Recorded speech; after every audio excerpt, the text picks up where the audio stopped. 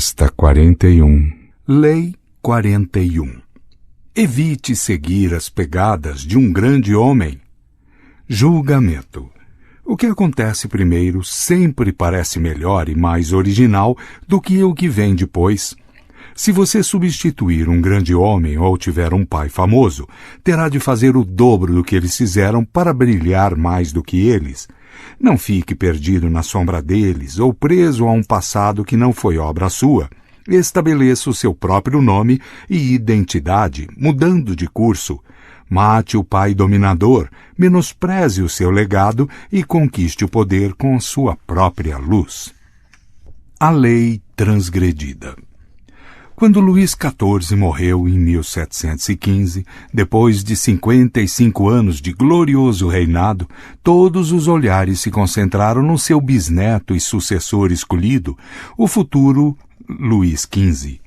O menino, na época, com apenas 5 anos de idade, seria um grande líder como o Rei Sol? Luís XIV tinha transformado um país à beira de uma guerra civil na principal potência da Europa. Os últimos anos do seu reinado foram difíceis. Ele estava velho e cansado, mas esperava-se que a criança se transformasse no tipo de governante enérgico que daria novo vigor ao país e solidificasse ainda mais as firmes bases construídas por Luís XIV. Com este objetivo, o menino teve como tutores as melhores mentes da França, homens que o instruiriam na arte da estadística, nos métodos que o Rei Sol havia aperfeiçoado. Nada foi negligenciado na sua educação.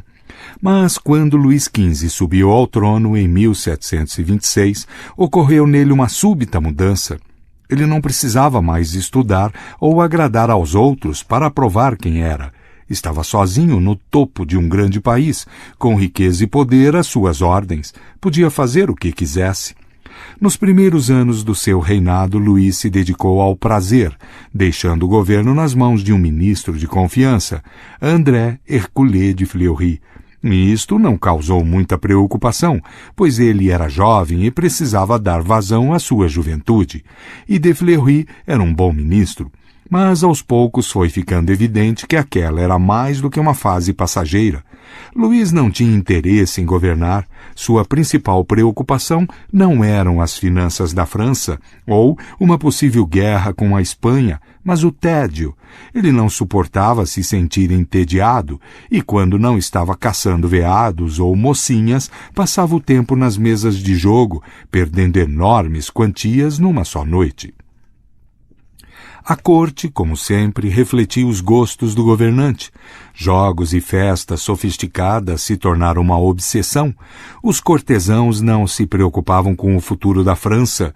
Todas as suas energias estavam voltadas para encantar o rei, tentando obter ardilosamente títulos que lhes dessem pensões vitalícias e cargos no ministério que exigissem pouco trabalho, mas pagassem muito bem. Os parasitas afluíam à corte e as dívidas do Estado inchavam. Em 1745, Luís se apaixonou por Madame de Pompadour, mulher de classe média que conseguira ascender na sociedade por seus encantos, inteligência e um bom casamento. Madame de Pompadour se tornou a amante oficial do rei e também árbitro da moda e do bom gosto na França. Mas Madame tinha também ambições políticas e acabou emergindo como o primeiro-ministro não oficial do país. Era ela, não Luís, que exercia o poder de contratar e despedir os ministros mais importantes da França. Com a idade, Luís só queria saber de mais diversões. Nos terrenos de Versalhes ele construiu um bordel, o Parc aux Cerfs, que abrigava algumas das moças mais bonitas da França. Passagens subterrâneas e escadarias ocultas davam acesso a Luís a qualquer hora. Quando Madame de Pompadour morreu em 1764, foi substituída na função de amante real por Madame de Berry, que logo passou a dominar a corte e, como Pompadour antes dela, a se meter nos negócios de Estado. Se não gostava de um ministro, ele era exonerado. Toda a Europa ficou horrorizada quando de Berry, filha de um padeiro, deu um jeito de demitir Etienne de Choiseul, ministro das Relações Exteriores e o diplomata mais hábil da França. Ele não demonstrava muito respeito por ela. Com o passar do tempo, vigaristas e charlatões se aninharam em Versalhes, despertando o interesse de Luís pela astrologia, pelo ocultismo e negociatas fraudulentas. O jovem e mimado adolescente que tinha assumido o governo da França anos antes só fez piorar com a idade. O lema associado ao reinado de Luís foi «Après moi, le déluge», depois de mim, o dilúvio, ou que se dane a França, quando eu não estiver mais aqui.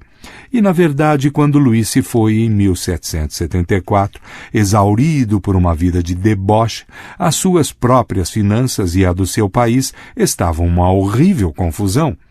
Seu neto, Luís XVI, herdou um reino que precisava desesperadamente de reformas e de um líder enérgico.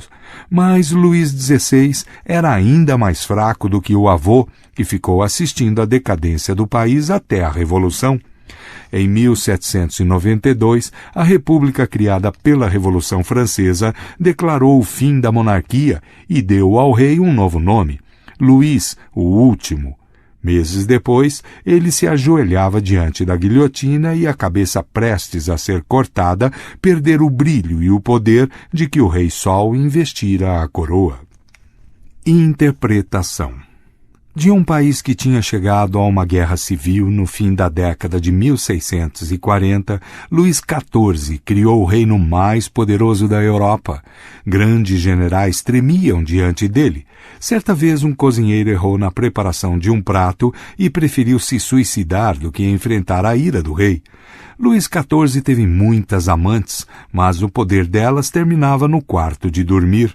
Ele encheu a sua corte com as mentes mais brilhantes da época. O símbolo do seu poder foi Versalhes. Recusando-se a aceitar o palácio que foi de seus antecessores, o Louvre, ele construiu seu próprio palácio numa região que, na época, era longe de tudo e de todos, simbolizando que estava fundando uma nova ordem, uma ordem sem precedentes. Ele fez de Versalhes a peça central do seu reino, um lugar que todos os poderosos da Europa invejavam e visitavam com admiração e respeito. Em essência, Luís pegou um grande vazio, a monarquia decadente da França, e o encheu com seus próprios símbolos e poder radiante. Luís XV, por outro lado, simboliza o destino dos que herdam alguma coisa grande ou seguem nas pegadas de um grande homem. Parece fácil para um filho ou sucessor continuar construindo sobre as bases deixadas para ele, mas, tratando-se do poder, o que acontece é o inverso. O filho mimado, cheio de vontades, quase sempre dilapida a herança, porque não parte da necessidade de preencher um vazio, como aconteceu com o pai. Como diz Maquiavel, a necessidade é que leva o homem a agir, e quando ela deixa de existir, sobra apenas podridão e decadência. Não havendo mais necessidade de aumentar a sua reserva de poder, Luís XV inevitavelmente sucumbiu à inércia. No seu governo, Versalhes, símbolo da autoridade do Rei Sol, se tornou um local de prazer extraordinariamente banal, uma espécie de Las Vegas da monarquia Bourbon. Passou a representar tudo o que a oprimida classe camponesa da França detestava no seu rei, e durante a Revolução eles a saquearam com satisfação. Luís XV só tinha um jeito de escapar da armadilha que aguardava o filho ou sucessor de um homem como o Rei Sol: começar psicologicamente do nada, denegrir o passado e a sua herança e seguir numa direção totalmente nova, criando seu próprio mundo.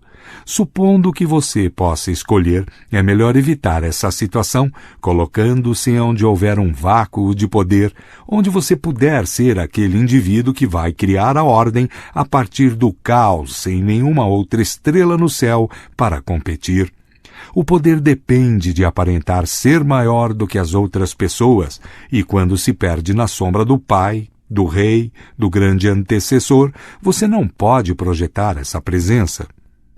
Mas, quando tornaram a soberania hereditária, os filhos rapidamente degeneraram, e, longe de tentar igualar as virtudes de seus pais, eles consideraram que um príncipe só tinha de ser maior do que os outros na ociosidade, na indulgência e nas várias formas de prazer.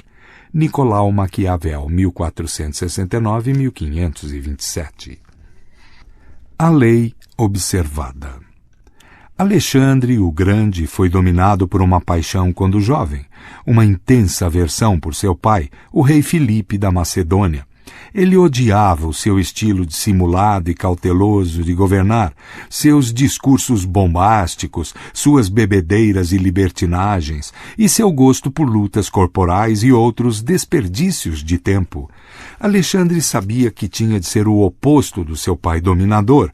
Ele se forçaria a ser corajoso e imprudente, controlaria sua língua e seria um homem de poucas palavras, e não perderia o seu precioso tempo em busca de prazeres que não lhe comprariam a glória. Alexandre também se ressentia do fato de Filipe já ter conquistado a maior parte da Grécia. Meu pai vai continuar conquistando até não sobrar nada de extraordinário para eu fazer, ele se queixou certa vez.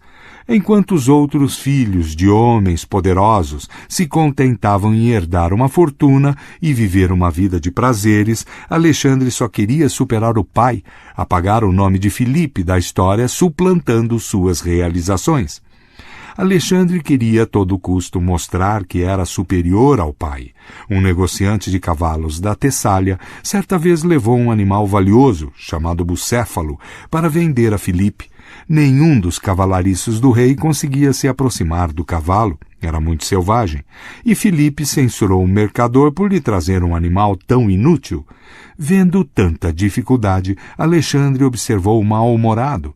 Que cavalo eles estão perdendo por falta de habilidade e talento para domá-lo?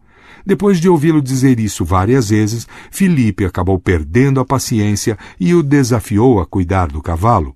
Chamou o mercador de volta, esperando no íntimo que o filho levasse um tombo feio e aprendesse a lição.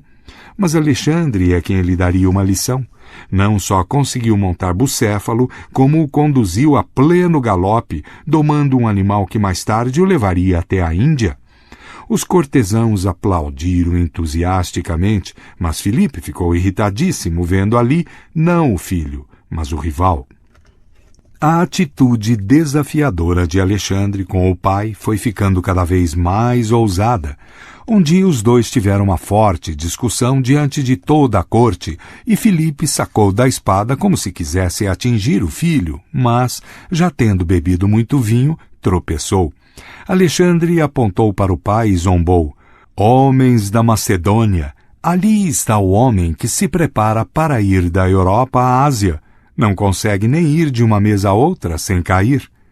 Quando Alexandre estava com 18 anos, um cortesão descontente assassinou Filipe.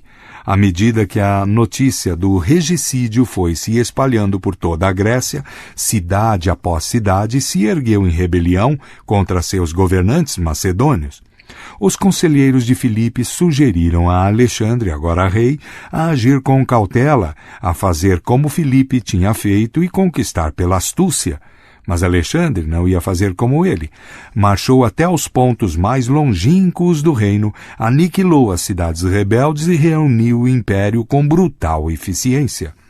Conforme o jovem rebelde envelhece, diminui a sua luta contra o pai e, aos poucos, ele vai ficando parecido com aquele mesmo homem que desejava desafiar.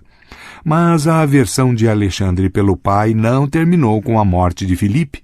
Depois de consolidar a Grécia, ele voltou os olhos para a Pérsia, o troféu que escapara a seu pai, cujo sonho tinha sido conquistar a Ásia. Se derrotasse os persas, Alexandre finalmente superaria Filipe na glória e na fama. Alexandre se dirigiu para a Ásia com um exército de 35.000 homens para enfrentar uma força persa de mais de 1 milhão. Antes de travar batalha contra os persas, ele passou pela cidade de Górdium. Ali, no principal templo da cidade, havia uma antiga carroça atada com cordas feitas com a casca de uma árvore chamada cornácea. Segundo a lenda, o homem que conseguisse desatar o enorme e complicado nó, o nó górdio, governaria o mundo. Muitos tinham tentado, mas ninguém teve sucesso. Alexandre, vendo que não conseguiria desfazer o nó com as mãos, pegou a espada e de um só golpe o cortou ao meio. Este gesto simbólico mostrou ao mundo que ele não faria como os outros, mas que abriria o seu próprio caminho. Apesar da espantosa desigualdade, Alexandre conquistou os persas. A maioria esperava que ele parasse por ali. Era um grande triunfo, suficiente para lhe garantir fama por toda a eternidade. Mas Alexandre lidava com seus próprios feitos da mesma forma como agira com o pai. A conquista da Pérsia era coisa do passado. Ele não queria deitar nos louros do passado ou permitir que o passado eclipsasse o brilho do presente. Continuou seguindo para a Índia, ampliando seu império para além de todos os limites conhecidos. Só os seus soldados, cansados e descontentes, o impediram de ir mais longe. Interpretação. Alexandre representa um tipo extremamente raro na história, o filho de um homem famoso e bem-sucedido que consegue superar o pai na glória e no poder. A razão deste tipo ser raro é simples. O pai quase sempre consegue acumular a sua fortuna, o seu reino, porque inicia com pouco ou nada. Uma necessidade desesperada o impele para o sucesso. Ele não tem nada a perder com a astúcia e a impetuosidade, e não tem um pai famoso para competir. Este tipo de homem tem motivos para acreditar em si próprio, acreditar que a sua maneira de fazer as coisas é a melhor, porque, afinal de contas, funcionou com ele. Quando um homem assim tem um filho, torna-se dominador e opressivo, impondo o que aprendeu ao rapaz que está começando a vida em circunstâncias totalmente diferentes daquelas em que o pai começou. Em vez de permitir que o filho tome um novo caminho, o pai tentará fazer com que ele siga as suas pegadas, talvez secretamente desejando que ele caia do cavalo, como parece que Filipe, literalmente, queria ver acontecer com Alexandre no episódio do cavalo bucéfalo. Afinal de contas, os pais invejam a juventude e o vigor dos filhos, e o que eles querem é controlar e dominar. Os filhos desses homens tendem a se tornar acovardados e cautelosos, aterrorizados com a ideia de perder o que seus pais conquistaram. O filho jamais sairá da sombra do pai se não adotar a estratégia implacável de Alexandre. Destrua o passado. Crie o seu próprio reino.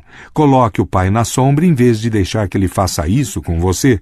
Se não puder materialmente começar do zero, seria tolice renunciar a uma herança. Você pode, pelo menos, começar do zero psicologicamente. Alexandre reconheceu instintivamente que os privilégios do berço são empecilhos ao poder. Seja impiedoso com o passado, portanto, não só com seu pai e o pai dele, mas com suas próprias conquistas anteriores. Só os fracos descansam sobre os louros e idolatram triunfos passados. No jogo do poder, não sobra tempo para descansar. As chaves do poder. Em muitos reinos antigos, por exemplo, Bengala e Sumatra, depois que o rei já estava no governo há vários anos, seus súditos o executavam. Isto era feito, em parte, como ritual de renovação, mas também como uma forma de impedi-lo de ficar poderoso demais, pois o rei, em geral, tentaria estabelecer uma ordem permanente às custas de outras famílias e dos seus próprios filhos. Em vez de proteger a tribo e liderá-la em tempos de guerra, ele tentaria dominá-la, e assim ele era espancado até a morte ou executado num ritual elaborado. Depois que não estivesse mais ali para as homenagens lhe subirem à cabeça, ele podia ser adorado como um deus. Enquanto isso, o campo precisava ser limpo para uma ordem mais nova e jovial se estabelecer. A atitude ambivalente, hostil, com relação à figura do rei ou pai, também encontra expressão nas lendas dos heróis que não conhecem seus pais. Moisés, arquétipo do homem poderoso, foi encontrado abandonado entre os juncos e jamais soube quem eram seus pais. Sem um pai para competir com ele ou limitar os seus passos, ele chegou ao auge do poder. Hércules não tinha um pai terreno, era filho do deus Zeus. No final da sua vida, Alexandre o Grande espalhou a história de que o deus Júpiter Amon é que o havia gerado, não Filipe da Macedônia. Lendas e rituais como estes eliminam a figura do pai, porque ela simboliza o poder destrutivo do passado. O passado impede o jovem herói de criar o seu próprio mundo. Ele deve fazer o que o pai fez, mesmo quando ele já estiver morto ou impotente. O herói deve se inclinar servil diante do seu predecessor e se render à tradição e ao passado. O que teve sucesso no passado deve continuar acontecendo no presente, mesmo que as circunstâncias tenham mudado muito. O passado também sobrecarrega o herói com uma herança que ele tem pavor de perder, tornando-o tímido e cauteloso. O poder depende da capacidade de preencher um vazio, de ocupar uma área que foi esvaziada do peso morto do passado. Só depois de a figura do pai ter sido devidamente suprimida pela força de vontade, você terá o espaço necessário para criar e estabelecer uma nova ordem. Existem várias estratégias que você pode adotar para conseguir isso. Variações da execução do rei que disfarçam a violência do impulso, canalizando em formas socialmente aceitáveis. Talvez a maneira mais simples de fugir à sombra do passado seja simplesmente subestimá-lo, jogar com o eterno antagonismo entre as gerações, colocar o jovem contra o idoso. Para isso, você precisa de uma figura mais velha, conveniente, para colocar no pelourinho. Mao Tse-tung, diante de uma cultura que resistia ferozmente à mudança, jogou com ressentimento reprimido contra a dominadora presença do venerável Confúcio na cultura chinesa. John Fitzgerald Kennedy sabia dos riscos de se perder no passado. Ele adotou um estilo radicalmente diferente do seu antecessor, Dwight D. Eisenhower, e também da década anterior, a de 1950, personificada por Eisenhower. Kennedy, por exemplo, não jogava o paternal e monótono golfe, símbolo de aposentadoria e privilégios, e a paixão de Eisenhower, mas jogava futebol americano no pátio da Casa Branca. Em todos os aspectos, a sua administração era a imagem do vigor e da juventude. Os jovens são facilmente colocados contra os mais velhos, já que anseiam por definir o seu próprio espaço no mundo e se ressentem com a sombra dos pais. O distanciamento entre você e o seu predecessor quase sempre exige um certo simbolismo, uma forma de se anunciar publicamente. Luís XIV, por exemplo, criou esse simbolismo ao rejeitar o palácio tradicional dos reis franceses e construir o seu em Versalhes. O rei Filipe II da Espanha fez o mesmo ao criar o seu centro de poder, o Palácio de El Escorial, no meio do nada. Mas Luís foi ainda mais longe. Ele não queria ser um rei como seu pai ou seus ancestrais tinham sido. Não usaria uma coroa ou carregaria um cetro e se sentaria num trono. Ele estabeleceria uma nova maneira de impor autoridade, com seus próprios símbolos e rituais, e transformou os rituais dos seus ancestrais em relíquias ridículas do passado. Siga o seu exemplo. Não deixe que o vejam seguindo os passos do seu predecessor, senão você jamais o suplantará. Você deve demonstrar fisicamente a diferença entre os dois, estabelecendo estilo e simbolismo distintos. Augusto, o imperador romano sucessor de Júlio César, compreendeu isso muito bem. César tinha sido um grande general, um personagem teatral cujos espetáculos mantinham os romanos entretidos, um emissário internacional seduzido pelos encantos de Cleópatra, uma figura extraordinária. Então Augusto, apesar das próprias tendências dramáticas, não competiu com César, tentando superá-lo, mas procurando ser diferente dele. Baseou seu poder numa volta à simplicidade romana, a uma austeridade tanto de estilo quanto de essência. À memória da presença arrebatadora de César, Augusto contrapôs uma dignidade tranquila e máscula. O problema do predecessor autoritário é que ele enche o cenário antes de você com símbolos do passado. Não sobra espaço para você criar a sua própria fama. Para resolver essa situação, você precisa buscar os vácuos, aquelas áreas na cultura que continuam vazias e onde você poderá ser o primeiro protagonista a brilhar. Quando Péricles, em Atenas, estava para se lançar na sua carreira de estadista, procurou a única coisa que faltava na política ateniense. A maior parte dos grandes políticos da sua época tinha se aliado com a aristocracia. O próprio Péricles tinha tendências aristocráticas, mas ele resolveu ficar do lado dos grupos democráticos da cidade. A escolha não teve nada a ver com suas crenças pessoais, mas o lançou numa carreira brilhante. Por necessidade, ele se tornou um homem do povo, em vez de competir numa arena repleta de grandes líderes, tanto do passado quanto do presente. Ele se tornaria famoso onde não houvesse sombras que pudessem obscurecer a sua presença. No início da sua carreira, o pintor Diego Velázquez sabia que não podia competir em refinamento e técnica com os grandes pintores renascentistas anteriores a ele. Então preferiu adotar um estilo que, pelos padrões da época, parecia rude e grosseiro, um estilo jamais visto, e nisto ele foi excelente. Havia membros da corte espanhola querendo demonstrar o seu próprio rompimento com o passado. A novidade do estilo de Velázquez os emocionou.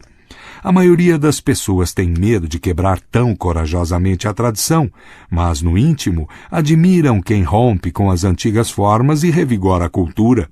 É por isso que se pode obter tanto poder ocupando espaços vazios. Existe uma espécie de teimosia idiota recorrente ao longo da história, e um forte empecilho ao poder. A superstição de que se uma pessoa já teve sucesso fazendo A, B e C, você pode recriar esse sucesso fazendo a mesma coisa. Esta abordagem de produção em massa, sem individualidade, seduz os pouco criativos, pois é fácil e apela para a timidez e a preguiça dessas pessoas.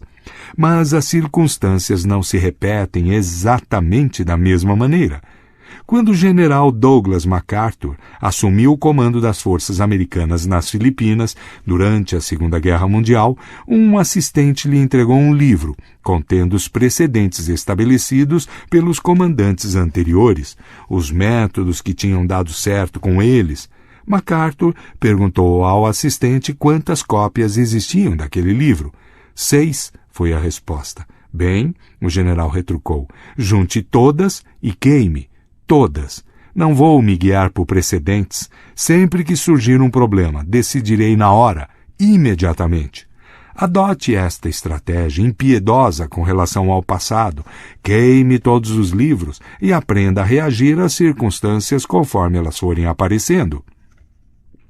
Você pode achar que se separou dos seus antecessores ou da figura do pai, mas com o avançar da idade deve se manter sempre atento a não se tornar o pai contra o qual se rebelou. Quando jovem, Mao Tse-tung não gostava do pai e, na luta contra ele, descobriu a sua própria identidade e um novo conjunto de valores. Mas, à medida que foi envelhecendo, o estilo do pai voltou a se insinuar. O pai de Mao valorizara o trabalho manual de preferência ao intelectual. Mao tinha zombado disso quando jovem, porém, mais velho, retornou inconscientemente às ideias do pai e, repetindo conceitos ultrapassados, forçou toda uma geração de intelectuais chineses a fazer trabalhos manuais, um pesadelo pelo qual seu regime pagou bem caro. Lembre-se, você é o seu próprio pai. Não fique anos se educando para depois baixar a guarda e deixar que os fantasmas do passado, pai, hábitos, história, se infiltrem novamente. Finalmente, como se viu na história de Luís XV, a plenitude e a prosperidade tendem a nos tornar preguiçosos e inativos. Quando o nosso poder está garantido, não temos necessidade de agir. Esse é o grave perigo, especialmente para os que alcançam o sucesso e o poder muito jovens. O dramaturgo Tennessee Williams, por exemplo, saiu vertiginosamente da obscuridade para a fama com o sucesso de The Glass Menagerie, o tipo de vida que eu vivia antes deste sucesso popular, escreveu ele mais tarde. Exigia muita resistência, era uma vida de muita luta e muito esforço, mas era uma vida boa porque era aquela para a qual o organismo humano foi criado. Eu não percebia quanta energia vital estava desperdiçando nesta luta até a luta não existir mais. Era a segurança, finalmente. Sentei-me e olhei ao redor, e de repente me senti muito deprimido. Williams teve um esgotamento nervoso que talvez tenha sido necessário para ele. Forçado até o limite psicológico, ele recuperou a antiga vitalidade e escreveu um bonde chamado Desejo.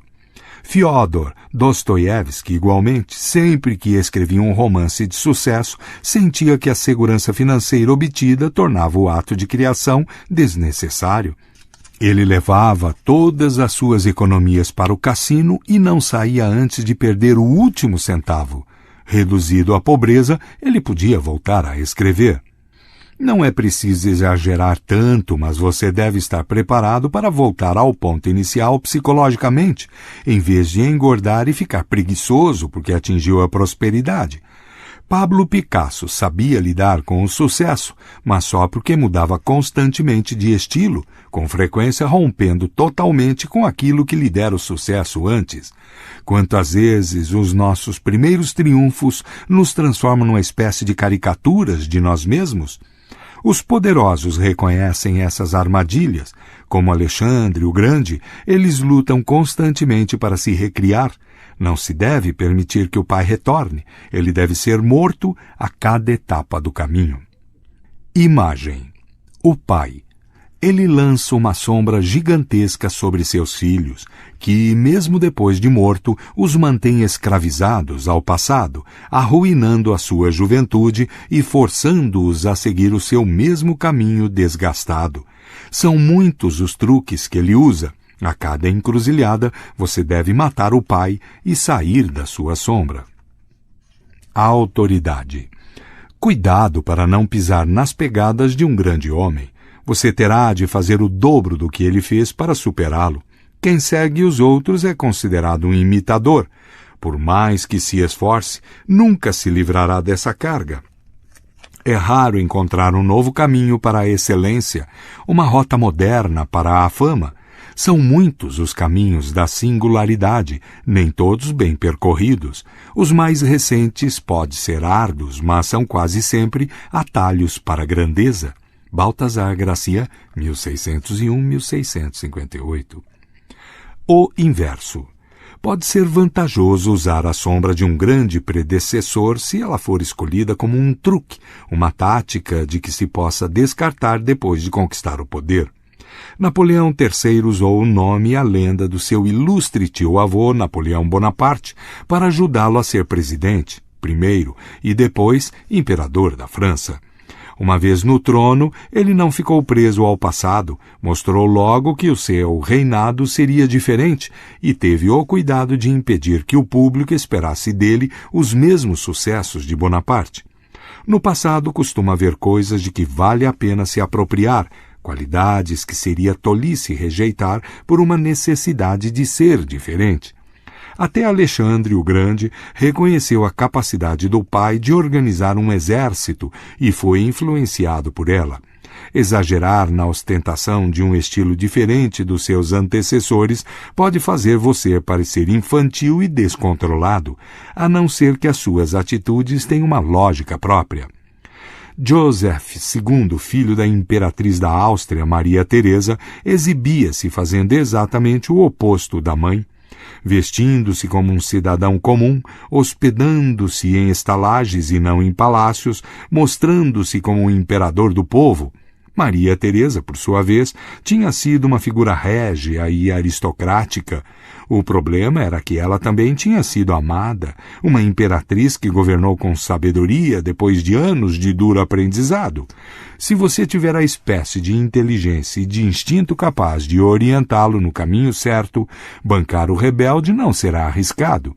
Mas se você é medíocre, como era Joseph II, comparado com a mãe, é melhor aprender com o conhecimento e a experiência do seu predecessor, que se baseiam em algo real. Finalmente, é bom ficar de olho nos jovens, nos seus futuros rivais, no poder. Assim como você tenta se livrar do seu pai, eles em breve estarão aplicando o mesmo truque com você, denegrindo tudo o que você conquistou. Enquanto você sobe de status, rebelando-se contra o passado, não perca de vista os que estão vindo atrás e não lhes dê chance de fazer o mesmo com você. O grande artista e arquiteto barroco Pietro Bernini era mestre em farejar rivais mais jovens e em potencial e mantê-los à sua sombra. Um dia um jovem pedreiro chamado Francesco Borromini mostrou a Bernini os seus esboços de arquitetura. Reconhecendo logo seu talento, Bernini contratou Borromini como seu assistente na mesma hora. O rapaz ficou encantado, mas isso foi apenas uma tática para mantê-lo por perto e criar nele um certo complexo de inferioridade. E, de fato, apesar do brilhantismo de Borromini, Bernini é o mais famoso dos dois. Ele usou essa estratégia a vida inteira, temendo, por exemplo, que o grande escultor Alessandro Algardi obscurecesse a sua fama. Ele arrumou as coisas de tal forma que Algardi só pudesse conseguir trabalho como seu assistente, e o assistente que se rebelasse contra Bernini e tentasse se lançar por conta própria estava com a carreira arruinada. Notas: a vantagem de ser o primeiro. Muitos teriam brilhado como a fênix em seus ofícios se outros não tivessem chegado antes. Ser o primeiro tem uma grande vantagem, com fama 2 vezes melhor. Dê você as cartas primeiro e ganhará no final. Quem chega antes ganha fama por direito de primogenitura, e quem vem depois são como os segundos filhos, que se contentam com míseras porções. Salomão optou sensatamente pelo pacifismo, deixando a guerra para o pai. Ao mudar de curso, foi mais fácil para ele se tornar um herói.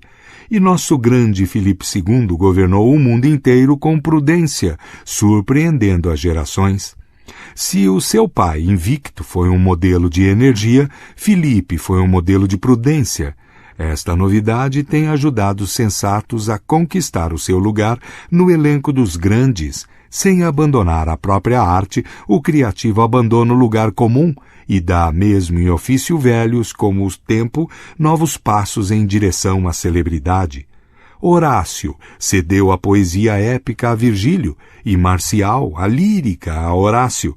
Terêncio optou pela comédia, Pércio pela sátira, cada um esperando ser o primeiro no seu gênero. A ousadia na criatividade jamais sucumbiu à imitação fácil. A Pocket Mirror for Heroes, Baltasar Gracian, traduzida para o inglês por Christopher Mauer, 1996. A vida de Péricles. Quando jovem, Péricles tendia a se esquivar das pessoas. Um dos motivos era porque achavam nele uma forte semelhança com o tirano Pisístrato, e quando os mais idosos observavam o encanto da sua voz e a suavidade e fluência do seu discurso, ficavam surpresos com a semelhança entre os dois. O fato de ser rico, vir de família distinta e possuir amigos extremamente ricos tornava o medo do ostracismo muito real para ele. E no início da sua carreira, ele não participava das atividades políticas, dedicando-se ao serviço militar, no qual mostrava-se muito corajoso e empreendedor. Mas chegou uma hora em que Aristides estava morto, Temístocles exilado e Simão quase sempre ausente em campanhas distantes. Então, finalmente, Péricles decidiu se filiar ao Partido do Povo e assumir a causa dos pobres e muitos, em vez de defender os ricos e poucos, não obstante isso contrariasse o seu próprio temperamento aristocrático. Aparentemente, ele temia que suspeitassem de que ele estivesse visando a uma ditadura.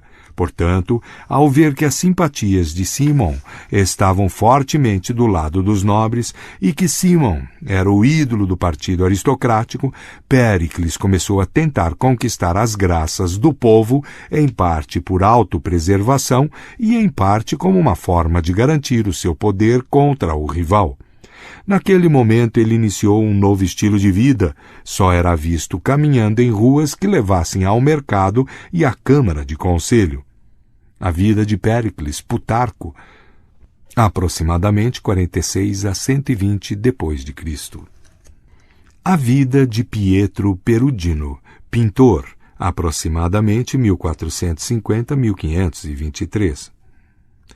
que às vezes a pobreza pode ser benéfica para os talentosos e que ela pode servir como um ótimo estímulo para que sejam perfeitos ou famosos na ocupação que escolherem, pode-se ver claramente nas atitudes de Pietro Perugino, desejando por meio da sua habilidade obter algum nível respeitável, depois de deixar para trás desastrosas calamidades em Perúdia e vir para Florença, ele permaneceu ali muitos meses na pobreza, dormindo num baú, já que não tinha outra cama. Trocou o dia pela noite e, com o maior zelo, aplicava-se continuamente ao estudo da sua profissão. Depois que a pintura se enraizara dentro dele, o único prazer de Pietro era estar sempre trabalhando na sua arte e constantemente pintando. E como ele tinha sempre diante dos olhos a ameaça da pobreza, fez coisas para ganhar dinheiro que provavelmente não teria se preocupado em fazer não tivesse sido forçado a se sustentar. Talvez a riqueza tivesse fechado o caminho da fama para ele e para o seu talento, assim como a pobreza o abriu. Mas a necessidade era um estímulo, visto que ele desejava sair de uma situação tão inferior e miserável. Se não, talvez para o auge supremo da fama, pelo menos até um ponto em que teria o suficiente para viver. Por esta razão, ele não se importava com frio, fome, desconforto, inconveniências, labuta ou vergonha, se pudesse um dia chegar a viver em paz e tranquilidade. E ele sempre dizia, como se fosse um provérbio, que depois da tempestade vem a bonança e que durante a bonança é preciso construir abrigos para os tempos de privação. Lives of the Artist, George Vasari, 1511-1574. O problema de Paul Morphy. Basta um mínimo de conhecimento de xadrez para ver que é um jogo que imita a arte da guerra, e, de fato, essa tem sido uma das recreações preferidas de alguns dos maiores líderes militares, de Guilherme o Conquistador a Napoleão. Na competição entre exércitos adversários, os mesmos princípios de estratégia e de tática são praticados como numa guerra de verdade. As mesmas previsões e os mesmos cálculos são necessários, a mesma capacidade de adivinhar os planos do adversário e o rigor com que as decisões se seguem às consequências são, na melhor das hipóteses, ainda mais implacáveis. Mais do que isso, está claro que o motivo inconsciente dos jogadores não é apenas o gosto pela belicosidade, característica de todos os jogos competitivos, mas o aspecto mais sinistro do assassinato do pai. É verdade que a meta original da captura do rei deixou de existir, mas do ponto de vista de motivo não houve, exceto quanto à crueza, nenhuma mudança significativa no atual objetivo de imobilizá-lo. Checkmate significa literalmente o rei morreu. Nosso conhecimento da motivação inconsciente do jogo de xadrez nos diz que ele só poderia ser a representação do desejo de superar o pai de uma forma aceitável. É sem dúvida significativo o fato de a Odisseia sublime de Morphy, Paul Morphy, campeão de xadrez do século XIX, as mais altas esferas do xadrez, tenha começado apenas um ano depois da morte súbita e inesperada do seu pai, que foi um grande choque para ele, e podemos pressupor que o seu brilhante esforço de sublimação foi, como Hamlet de Shakespeare e a interpretação dos sonhos de Freud, uma reação a esta crítica ocorrência. Agora é preciso que se diga algo sobre a repercussão dos sucessos de Morphy, pois foram de tal quilate que chegamos a duvidar se o seu subsequente colapso não tenha sido influenciado pelo fato de que ele, talvez, pertencesse ao tipo que Freud descreveu com o nome de Die Erfolg, Scheitern, aqueles que é arruinado pelo sucesso. Numa linguagem mais psicológica, Morphy se assustou com a sua própria presunção diante da publicidade que tiveram, os seus grandes sucessos. Freud observou que as pessoas que não resistem à tensão de um grande sucesso é porque só o suportam na imaginação, não na realidade. Castrar o pai em sonhos é bem diferente de fazer isso na vida real. A situação real provoca a culpa inconsciente em toda a sua intensidade e o castigo pode ser o colapso mental. The Problem of Paul Morphy, Ernest Jones, 1951.